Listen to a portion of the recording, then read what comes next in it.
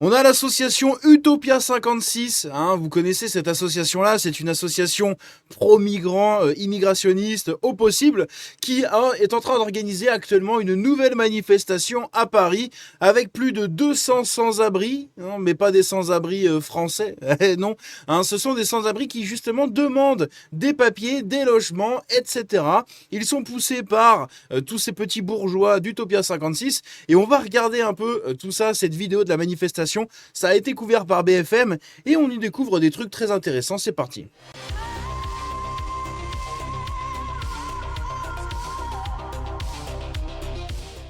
Donc, on a une manifestation qui est organisée par Utopia 56 à Paris. Comme je vous l'ai dit, eux, ils sont très coutumiers du fait, hein. Je pense que si vous traînez un peu sur les réseaux sociaux ou que vous êtes un peu curieux, bah, vous devez les connaître, hein, sûrement. C'est l'une des plus grosses associations immigrationnistes qui existent, hein. Ils en font venir à l'appel des gens. Et après, ils les font manifester pour gratter des logements, tout simplement. C'est ce qui s'était passé, par exemple, ici en août 2025, devant l'hôtel de ville de Paris, où des centaines de personnes étaient mobilisées à l'initiative d'Utopia 56, et du coup, ils manifestaient pour obtenir un logement. L'association revendique un budget de 1,9 million d'euros en 2024, financé à 100% par des dons privés. Pas de subvention apparemment. Les dons privés, hein, c'est Soros et compagnie, hein. Ça, je pense que vous vous en doutez. Et donc, ici, on a justement des images de cette manifestation. Ils sont tous agglutinés devant l'hôtel de ville de Paris. Un petit blanc qui parle dans un micro, pendant que tous sont en train de piailler la gueule ouverte pour obtenir un logement. C'est incroyable.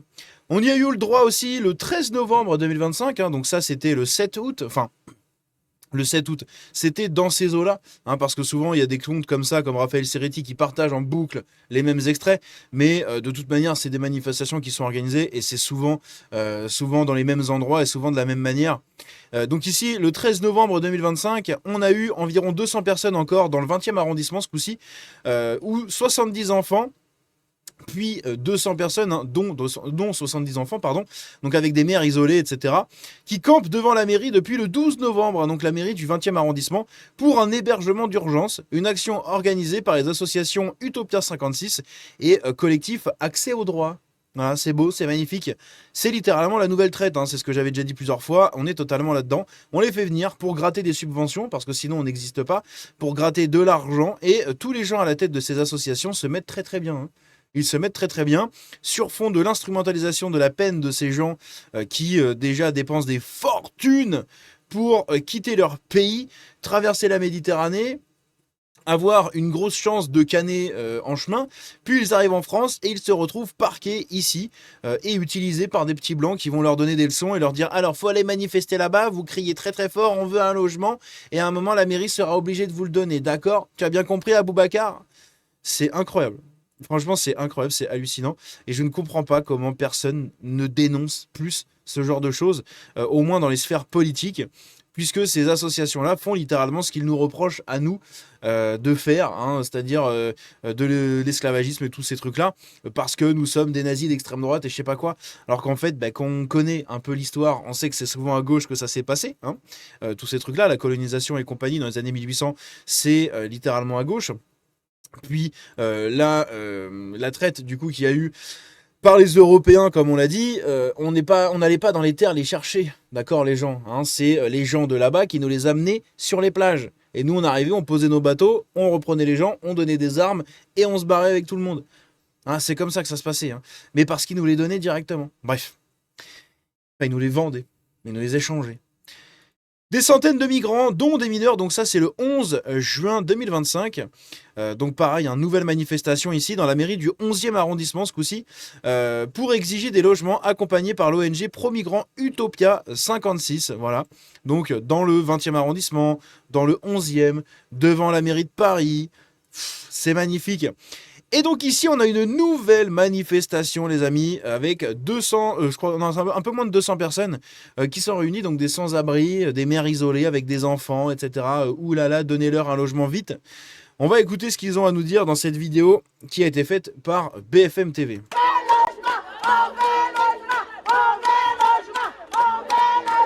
À Paris, des dizaines de sans-abri réclament un logement d'urgence face à la canicule. Très difficile, il fait chaud, on ne peut pas rester dehors comme ça, sans avoir un logement pour nous et nos enfants. avec un mercure qui a dépassé les 35 degrés dans la capitale. Il fait combien en Afrique? Quand chez nous, il fait 35 degrés. Moi, c'est quelque chose que je me demande. Ils sont en train de piailler parce qu'il fait 35 degrés chez nous. Il fait combien en Afrique? Ces gens-là qui ont quitté leur pays il y a probablement quelques temps, hein, quelques semaines, des fois même quelques jours, hein, parce que pour certains, ils arrivent tellement vite que ça se compte en jours. Combien il fait en Afrique? Genre, il vous a fallu quelques jours en Europe pour complètement oublier à quel point il fait encore plus chaud chez vous? Vous arrivez ici, on vous fait attendre sous 35 degrés, vous êtes en train de piailler. Eh ben, retourne attendre sous 50 degrés en plein soleil, là, et nous embête pas. Hein. C'est incroyable. Ces gens sont incroyables. Là, on t'offre des arbres. Là-bas, t'as pas d'arbres. Hein. Alors, tout dépend d'où tu viens. Mais il y en a beaucoup où il n'y a pas d'arbres. Comment tu fais? D'accord? Comment tu fais? Quand tu es dans ta terre battue en train de tourner autour d'un seul arbre pour te faire de l'ombre. Tu viens en France, on te donne des tentes quechua, on te donne de la bouffe, de la flotte, plein de trucs, et tu viens encore piailler, et piailler, et piailler, et piailler. Les personnes vivant à la rue font partie des plus vulnérables. Franchement, je souhaite ça à personne, c'est épouvantable. C'est pas facile. Surtout le soir pour dormir, pour trouver un... Donc évidemment, elle est enceinte, elle a un bébé avec une tétine juste là, elle est déjà enceinte. Toi, pour même manger, c'est pas facile. On veut une maison. Selon l'association On veut une maison. Hé, hey, toi le blanc là, donne la maison là. Oh, on veut une maison. Incroyable. Utopia 56, organisatrice de la manifestation, au moins 5000 personnes vivent à la rue à Paris, souvent sans accès à l'eau. 5000 personnes à Paris, etc. Oui, mais dans les 5000 personnes, il y en a combien des Français là-dedans là? À un lieu frais et encore moins à un abri. Très bien. Alors attendez, parce que là, voilà, moi je veux qu'on écoute Jean Gauchiste, juste là. Évidemment, on meurt de la rue toute l'année, mais les périodes comme celle-ci avec des températures particulièrement insupportables rajoutent un facteur d'urgence également en plus. Vous le voyez ici, l'État... Donc je vous montre sa fif. Hein.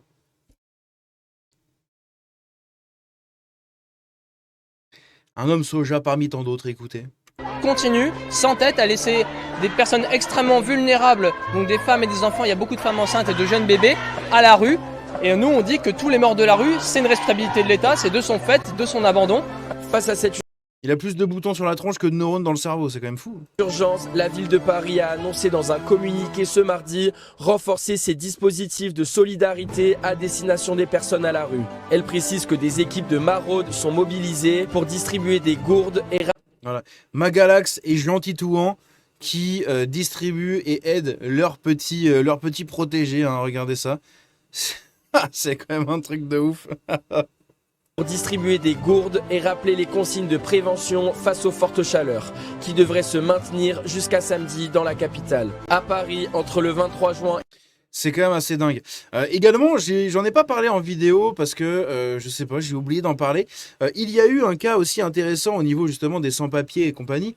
Il y a eu 9 personnes qui ont été régularisées après plusieurs semaines d'attente puisqu'en fait, elles ont fait grève.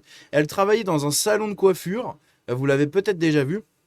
C'est 9 dames, 9 migrantes hein, qui travaillaient dans un salon de coiffure à Paris. Et en fait, elles ont fait grève avec des gens de la CGT pour demander des papiers et compagnie parce qu'en fait, elles n'avaient pas de papiers. Et en plus de ça, elles étaient quasiment pas payées ou payées en retard. Voilà. Donc voilà tout simplement à quoi sert cette immigration, que les gens nous servent. C'est pour qu'il y ait des gens comme ces dames-là qui se retrouvent à bosser comme des merdes, littéralement pour des petits patrons un peu connards, qui les utilisent pour les payer moins cher et pour avoir leur petite main-d'œuvre peinard comme il faut. Dans le même temps, et bien justement, ces gens-là, eux, ils arrivent, ils prennent ce qu'il y a à prendre. Donc quand tu leur proposes ça, ça se passe très bien. Et après, ils vont te dire, oui, mais nous, en même temps, on ne trouve pas de salariés. Hein. En même temps, personne ne veut faire des tafs de clébards payés à pas cher. Il n'y a que ces gens-là, parce que c'est soit ça, soit rien. Voilà. Et c'est ça la nouvelle traite actuellement. C'est absolument catastrophique. Vraiment, c'est catastrophique. On utilise des gens comme ça, on flingue des vies entières pour les petits besoins des gauchistes, pour d'une part leurs subventions, d'une autre part tout simplement qu'ils aient une vie, d'accord, qu'ils aient un objectif dans la vie, parce que ce sont tellement des gens qui n'ont jamais été confrontés à des difficultés ni rien, qu'au final ils ont besoin de piquant dans la vie. Leur seul piquant, c'est de faire du social, parce que sinon ils ont des vies de merde. D'accord. Et entre 2-3 manifestations et 3 rendez-vous avec la France Insoumise et tous les autres partis comme ça, eh bien, tout simplement, ils vont dans les psys. Voilà, ils vont à leur rendez-vous hebdomadaire chez le psy pour faire soigner leurs problèmes. Et ben justement, quand vous en avez qui arrivent à être soignés, un jour ils se rendent compte de tout ça, ils font oh, mais c'est de la merde ce qu'on fait. Ça arrive pas beaucoup, mais il y en a, et il faut le noter. Bref, et donc justement, bah, celles qui avait fait grève dans ce salon de coiffure, ont fini par être régularisées. Voilà. C'est beau la France. Après plusieurs semaines de manifestations, eh bien on les a régularisées. Sur fond de quoi? Sur fond de, bon, je sais pas. Voilà, je sais pas. Elles ont manifesté. Tiens, on leur donne des papiers. C'est magnifique. Bref, dites-moi ce que vous en pensez. On se dit à la prochaine. Prenez soin de vous. Ciao. Et vive la France. C'est compliqué, mais vive la France.